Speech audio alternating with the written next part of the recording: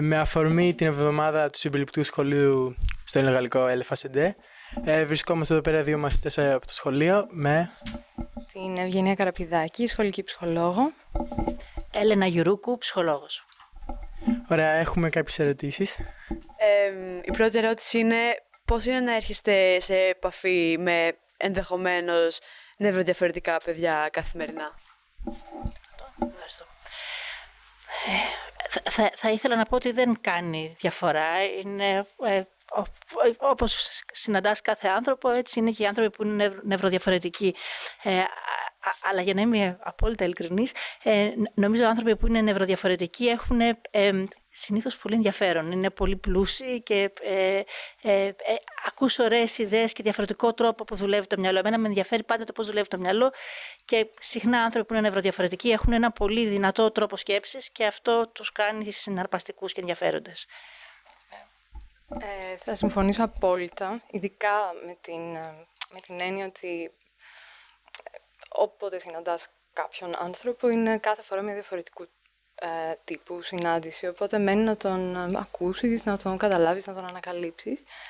Και επίσης συμφωνώ με το πόσο υπάρχει ένας ιδιαίτερος τρόπος σκέψης. Εγώ θα συγκρατήσω από αυτό το πάθος με το οποίο συνήθως μιλούν και σου μεταδίδουν τα ενδιαφέροντα που έχουν. Αυτό κάνει και για μένα συναρπαστικό, γιατί πάντοτε μαθαίνω καινούργια πράγματα. Ευχαριστούμε πάρα πολύ. Επίσης, πιστεύετε ότι αυτές οι διαγνώσεις που δίνουμε στα παιδιά, οι αξιολογήσεις, που καταλήγουν πολλές φορές στα ταμπέλες, πώς κάνουν να νιώθουν τα παιδιά στο σχολικό χώρο? Ευχαριστώ. Εγώ θα πω ότι γιατί ένα πολύ μεγάλο κομμάτι της δουλειάς που κάνω είναι να μεταφράζω και να επεξηγώ τις λεγόμενες διαγνώσεις ή τα αντικειμενικά αποτελέσματα μιας αξιολόγησης.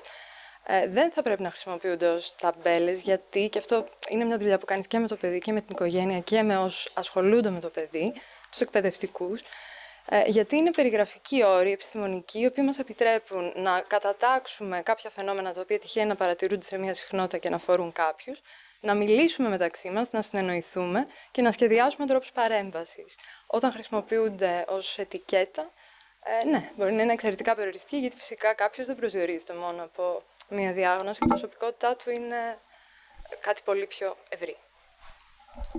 Πολύ ωραία τα είπατε. Τα πάτε όλα. Εγώ σκέφτομαι σαν θεραπεύτρια πάντα τι εξυπηρετεί τον θεραπευόμενο. Αν ένα παιδί ταυτίζεται και του αρέσει να ταυτίζεται με τη διάγνωση, τότε αυτή η διάγνωση είναι χρήσιμη και βολική. Αν ένα παιδί δεν του αρέσει αυτή η ταυτότητα, τότε πρέπει κανείς να είναι πολύ προσεκτικός αν θα τη χρησιμοποιήσει. Ένα ερώτημα πάντα είναι το πώς, όχι μόνο ο ίδιος ο άνθρωπος που έχει τη διάγνωση, πώς αισθάνεται, πώς τον βλέπουν οι άλλοι.